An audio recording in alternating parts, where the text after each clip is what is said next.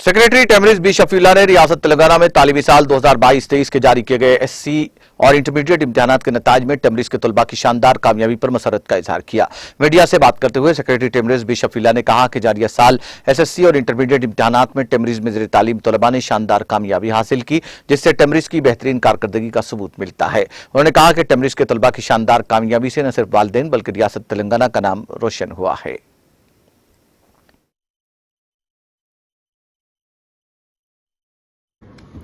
Recently government of Telangana intermediate SLC का board exam का result announce किया है।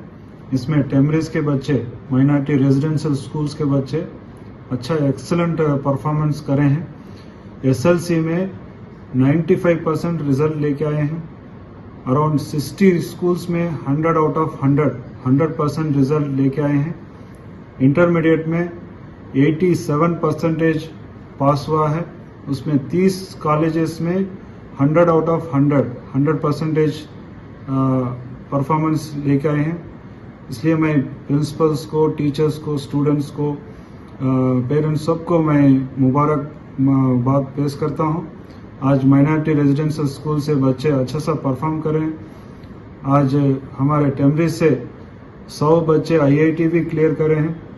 अभी एमसेट का एग्ज़ाम भी चल रहा है, नीट का एग्ज़ाम के लिए भी प्रिपरेशन चल रहा है। इंशाल्लाह हमारे स्कूल से ज़्यादा से ज़्यादा बच्चे आईआईटी क्लियर करेंगे, नीट भी क्लियर करेंगे, एमसेट क्लियर करके डिफरेंट प्रोफेशनल कॉलेजेस में एडमिशन लेंगे। इंशाल्लाह नेक्स्ट ईयर हम 100% रिजल्ट लेके आने के लिए हम कोशिश करेंगे।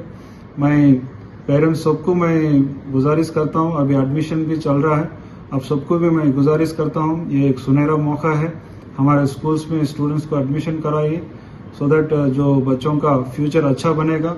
मैं हमारे ऑनरेबल चीफ मिनिस्टर केसीआर साहब को भी बहुत बहुत शुक्रिया अदा करता हूँ।